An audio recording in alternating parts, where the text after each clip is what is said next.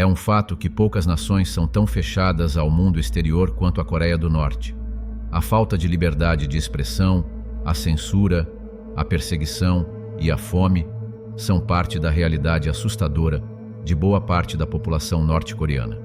A realidade, porém, nem sempre foi assim. No vídeo de hoje você conhecerá 12 fatos assustadores sobre a vida na Coreia do Norte. E fique até o final. Tenho certeza que você vai querer saber o que eles fizeram no tópico 3. Vai te deixar aterrorizado. 1. O estabelecimento da Coreia do Norte. Após a Segunda Guerra Mundial e a divisão da Península Coreana, a trajetória dos direitos humanos na Coreia do Norte começou a ser moldada. Com a criação da República Popular Democrática da Coreia em 1948, sob Kim Il-sung, a nação tomou um rumo autoritário. Kim Il-sung consolidou seu poder com o Juche, ideologia que exaltava a autossuficiência, o controle estatal. Em Pyongyang, imagens de Kim Il-sung decoravam a cidade, enquanto histórias de dissidentes sendo levados para campos de detenção se espalhavam com famílias vivendo com medo de represálias. A Guerra da Coreia, 1950 a 1953, aprofundou as violações. De um lado, o norte atacava vilarejos suspeitos de colaborar com o inimigo. Do outro, os prisioneiros norte-coreanos eram privados de direitos fundamentais, prenunciando abusos futuros. Nos anos 1970, Kim Jong-il, filho de Kim Il-sung, implementou o sistema Songbun, que classificava os cidadãos com base na lealdade política e familiar, afetando oportunidades de trabalho e até o racionamento de alimentos. Essa divisão social imposta tornava-se uma forma de controle, punindo famílias por ações de antepassados. À medida que o mundo se globalizava, a Coreia do Norte se isolava. Kang Chol-hwan, um desertor, descreveu sua experiência no campo de prisioneiros de Yodok, onde passou uma década, expondo as condições desumanas e a repressão contínua. Com a ascensão de Kim Jong-un na década de 2010, as esperanças de mudança foram rapidamente dissipadas. O foco do regime em armas nucleares ofuscava as graves violações dos direitos humanos, com relatos de execuções públicas e campos de prisioneiros amplamente monitorados. Apesar de tudo, o povo norte-coreano, com coragem discreta, buscava maneiras de resistir. Rádios ilegais traziam informações de fora e mercados clandestinos conhecidos como Jamadang floresciam, fornecendo uma forma de comércio e troca de ideias, desafiando o regime em meio ao medo e à repressão. 2. Os campos secretos nas montanhas ocultos entre as montanhas e florestas da Coreia do Norte, os Kwanliso, campos secretos de prisioneiros políticos, tornaram-se sinônimo de abusos de direitos humanos. Criados na década de 1950 por Kim Il-sung, esses campos visavam eliminar dissidentes e consolidar o poder do regime. Com o tempo, sua expansão foi brutal, abrigando até 200 mil prisioneiros em seu auge. O Campo 22, localizado próximo à fronteira com a China, é um dos mais conhecidos. Relatos de desertores descrevem condições terríveis. Prisioneiros, muitas vezes por motivos banais, enfrentavam trabalhos forçados, tortura e morte. Shin Dong-hyuk, nascido no Campo 14, revelou em seu livro Escape from Camp 14 a brutalidade do regime, incluindo execuções públicas e tortura. Ele descreveu sua experiência. No campo, não há amor, somos máquinas apenas vivas. Apesar do terror, também houve tentativas de resistência. Nos anos 1980, prisioneiros do Campo 18, próximo a Bukchang, tentaram se revoltar, mas a rebelião foi rapidamente esmagada. Mesmo assim, o levante simbolizou a luta pela liberdade. O mistério ainda cerca os Kwanliso, com informações vindas de desertores e ex-guardas, como An Myong-chol, que descreveu os campos como lugares de horrores indescritíveis. No Campo 15, perto de Yodok, uma história de amor entre dois prisioneiros que trocavam cartas secretas destacou momentos de humanidade no meio do desespero. A verdadeira extensão desses campos só começou a ser revelada nos anos 2000, quando mais desertores chegaram ao Ocidente. A Comissão de Inquérito da ONU, em 2014, comparou os abusos nos Quan Liso às atrocidades da era nazista, expondo ao mundo a magnitude dessas violações. 3. Controle e censura. Nas movimentadas ruas de Pyongyang, sob a figura onipresente de Kim Il-sung, esconde-se uma realidade de repressão. Desde a fundação da República Popular Democrática da Coreia, Kim Il-sung controlou rigidamente a informação, criando o jornal Rodong Sinmun como principal ferramenta de propaganda estatal. Nos anos 1970, Kim Jong-il intensificou o controle da mídia, supervisionando músicas e artigos de jornais. Um exemplo marcante foi o desaparecimento de um jornalista do Choson Shinbo após relatar um erro agrícola. A censura também atingiu literatura e artes. Han Soria, autor de Os Chacais, caiu em desgraça após ser acusado de contra-revolução. Nos anos 1980, Kim Jong-il transformou o cinema em propaganda estatal, chegando a sequestrar o diretor sul-coreano Shin Sang-ok e a atriz Choi Eun-hee para revitalizar a indústria cinematográfica norte-coreana. Com a chegada da internet, o regime criou o Kwangmyong, uma rede isolada que bloqueia conteúdos estrangeiros. Apesar disso, informações externas começaram a circular por rádios contrabandeados, pendrives e celulares ilegais. Jang Jin-sung, ex-poeta do regime e desertor, descreveu a busca por conhecimento na Coreia do Norte como uma perigosa busca, refletindo os riscos enfrentados em um país onde o silêncio é imposto. 4. A realidade da fome na Coreia. Entre campos de arroz e montanhas da Coreia do Norte, esconde-se uma realidade trágica. A fome moldada por desastres naturais e políticas desastrosas. O pior período foi a marcha árdua nos anos 1990, quando desastres climáticos e o colapso soviético geraram uma crise alimentar devastadora. Famílias em Chongjin sobreviveram com gramíneas e cascas de árvores. Até em Pyongyang surgiam sinais de privação. Kang Chol-hwan, desertor, lembrou as palavras de sua avó. Mesmo nos dias mais sombrios, não podemos esquecer nosso orgulho como coreanos. A ajuda internacional foi desviada para a elite e forças armadas, enquanto os mais vulneráveis sofriam. Sanções agravaram a situação, mas técnicas agrícolas antigas ressurgiram e hortas improvisadas apareceram em varandas urbanas. Os mercados informais, Jangmadang, tornaram-se essenciais. Em Hyesan, uma professora que vendia tofu ficou conhecida como Rainha do Tofu. Apesar do regime atribuir avanços à ideologia Juche, a realidade reflete a resiliência de um povo que luta pela sobrevivência. Como disse Lee Sun-ok, a fome não conhece ideologia. Somos todos apenas humanos buscando sobreviver. 5. Limitando a liberdade da população nas ruas de Pyongyang e nas regiões rurais de Hamgyong, uma barreira invisível restringe os cidadãos norte-coreanos, controlando suas vidas e limitando seus horizontes. Essa repressão à liberdade de movimento começou após o armistício da Guerra da Coreia em 1953, quando a zona desmilitarizada dividiu a península. Kim Il-sung implementou políticas que restringiram viagens internas e internacionais. Nos anos 1960, um sistema de passaportes domésticos passou a exigir autorizações para deslocamentos, especialmente para Pyongyang.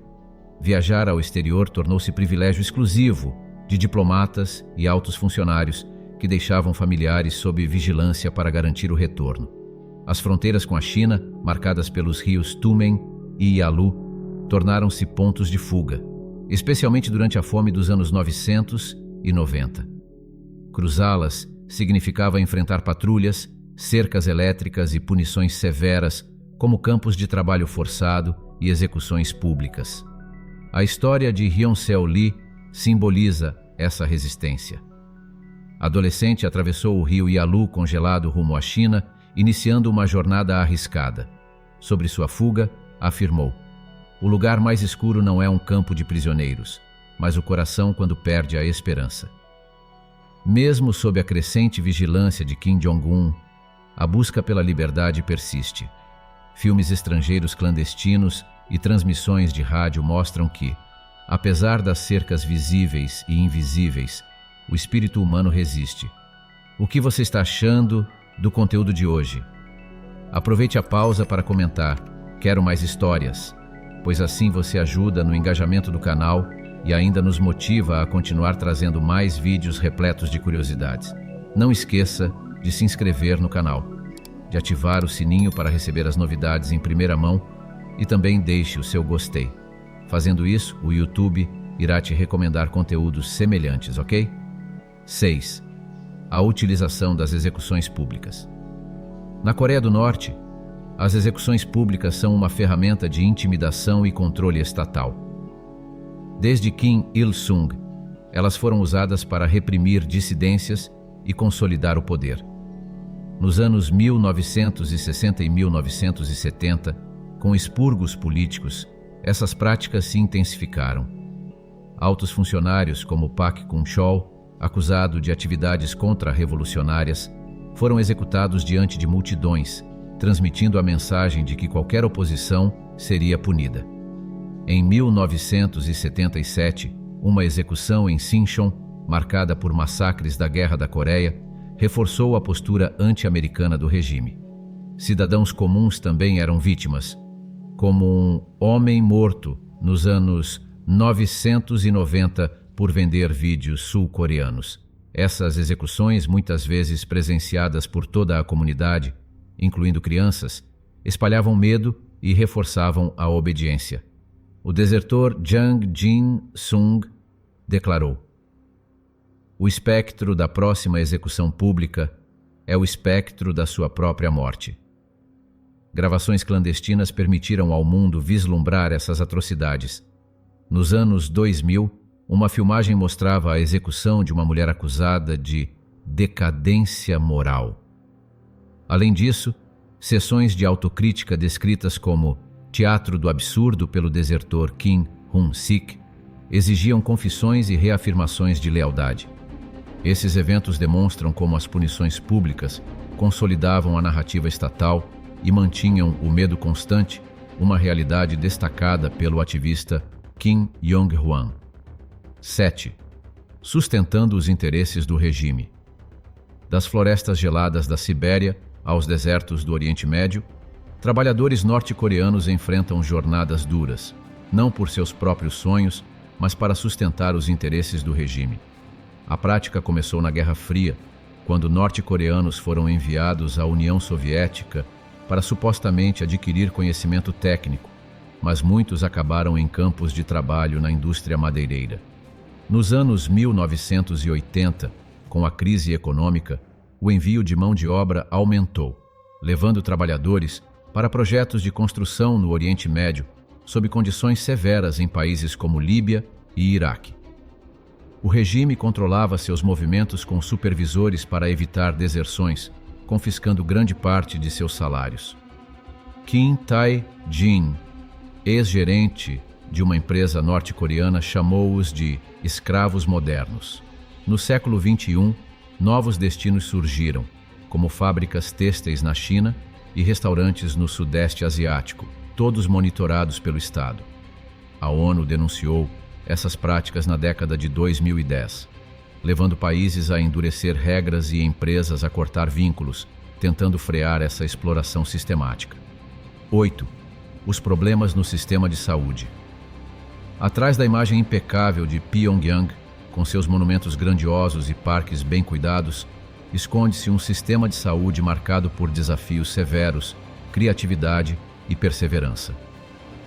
O sistema teve seus alicerces lançados após a Guerra da Coreia, quando Kim Il-sung prometeu assistência médica gratuita para todos. Nos anos 1960, a criação da Faculdade de Medicina de Pyongyang simbolizou essa ambição. Porém, crises econômicas e o colapso da União Soviética expuseram fragilidades. Hospitais enfrentaram apagões e escassez de equipamentos. Em Hamhung, médicos relataram cirurgias realizadas sob a luz de velas, confiando apenas na experiência devido à falta de diagnósticos modernos. Durante a marcha árdua nos anos 1990, surtos de cólera e o retorno de doenças como tuberculose agravaram o cenário de crise sanitária. Mesmo diante das adversidades, comunidades locais se organizaram. Clínicas rurais adotaram a medicina tradicional para suprir a ausência de medicamentos. A entrada de organizações internacionais trouxe alívio parcial, com a OMS combatendo doenças como tuberculose e malária. O mercado negro de medicamentos, os Jangmadang, tornou-se uma alternativa vital. Em Sinuiju, uma idosa conhecida como tia dos remédios era famosa por encontrar medicamentos raros. Apesar das dificuldades, histórias de superação emergiram. O Dr. He Chol, do Hospital Universitário Médico de Pyongyang, inovou técnicas cirúrgicas na escassez, afirmando que a inovação nasce da adversidade. Essas narrativas refletem a resiliência diante de um sistema em colapso. 9. Os canais estatais. Em plena era digital, onde a informação circula sem fronteiras, a Coreia do Norte permanece isolada, envolta por uma rígida cortina de ferro comunicacional. Ali, a narrativa estatal domina, e o vasto conhecimento global é reduzido a fragmentos cuidadosamente controlados. Desde os anos 1950, sob o comando de Kim Il-sung, o regime compreendeu o poder da informação. Rádios e televisores foram ajustados para captar apenas canais estatais. Posteriormente, com o surgimento da internet, o país criou sua própria rede, o Kwangmyong, uma versão limitada e altamente monitorada do mundo digital. Ainda assim, a curiosidade persistiu. Em cidades fronteiriças como Hyesan, reuniões clandestinas buscavam captar transmissões estrangeiras. Pendrives contrabandeados da China, carregados com dramas sul-coreanos e notícias globais, tornaram-se preciosos instrumentos de acesso à informação proibida. Apesar das rígidas repressões, incluindo a vigilância intensa nas regiões próximas à China, a busca por conhecimento não cessou. Universidades em Pyongyang, destinadas à elite, ocasionalmente permitiam contatos controlados com a internet global. Um ex-estudante descreveu essas raras oportunidades como um vislumbre fascinante do mundo exterior. Nesse embate constante entre controle estatal e a curiosidade de seus cidadãos, a Coreia do Norte testemunha uma silenciosa resistência, marcada pelo desejo inabalável de se conectar com um universo além de suas fronteiras rígidas. 10. A falta de liberdade religiosa. No coração misterioso da Coreia do Norte, onde hinos do Estado ecoam e retratos dos líderes eternos dominam os espaços, uma fé resiliente sobrevive em segredo. Sussurrada em reuniões clandestinas e praticada em locais ocultos, essa devoção desafia a vigilância constante do regime. Antes da Guerra da Coreia, Pyongyang era chamada de Jerusalém do Oriente por sua vibrante comunidade cristã. No entanto, com a ascensão de Kim Il-sung, a religião passou a ser vista como ameaça. Nos anos 1960, igrejas foram fechadas e locais de culto destruídos, enquanto o Estado promovia a adoração aos seus líderes. Apesar da repressão, a fé não desapareceu. Relatos descrevem missas noturnas em porões escuros, onde vozes se mantinham em sussurros para evitar a deteção. Em Razon, um padre transformou sua casa em santuário secreto. Entretanto, praticar religião fora das igrejas sancionadas pelo governo trazia riscos extremos, prisões em campos de trabalho ou até execuções. A perseguição não se limitou ao cristianismo. Budistas também viram seus templos históricos convertidos em atrações turísticas. Ainda assim, monges nas montanhas Myohyang realizavam rituais sob a proteção da noite. Apesar desse controle rígido, momentos de esperança surgiram. Nos anos 2000, líderes religiosos sul-coreanos participaram de um serviço conjunto em Pyongyang, onde hinos de paz foram entoados. um raro gesto de união em uma terra que silencia a fé. Embora as igrejas estatais sejam vistas com ceticismo, além do olhar vigilante do regime, a devoção persiste, silenciosa, mas inabalável. 11. Os desertores e suas fugas. Entre os relatos mais marcantes de coragem e busca por liberdade estão as histórias de desertores norte-coreanos, pessoas que arriscaram tudo para escapar da opressão do regime. A fuga de Kang Chol-hwan, nos anos 1980, destacou-se mundialmente. Após uma década no campo de concentração de Yodok, ele atravessou o rio Tumen e chegou à Coreia do Sul, onde escreveu Os Aquários de Pyongyang, expondo as brutalidades vividas no campo.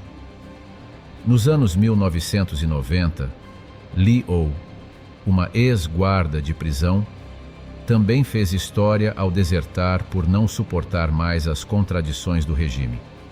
Sua narrativa, Em Olhos dos Animais Sem Cauda, refletiu os dilemas morais enfrentados por muitos. Já no início dos anos 2000, Park Yeon-mi chamou a atenção ao cruzar o deserto de Gobi em uma perigosa jornada até Seul. Seu livro, Para Poder Viver, relata tanto os desafios da fuga quanto a difícil adaptação à nova vida. Por outro lado, a fronteira de Musan tornou-se sinônimo de risco. Corretores prometiam saídas seguras, mas nem todos cumpriam. Alguns entregavam desertores às autoridades norte-coreanas, tornando a fuga uma aposta perigosa. Em meio a esses relatos de fuga, destaca-se Jang Jin-sung, ex-poeta estatal. Após se envolver com material proibido, fugiu e fundou em Seul a publicação dissidente New Focus International. Essas histórias, marcadas por sofrimento, esperança e adaptação, refletem o desejo profundo de liberdade e a resiliência daqueles que ousaram desafiar um regime implacável. 12. As diferentes reações.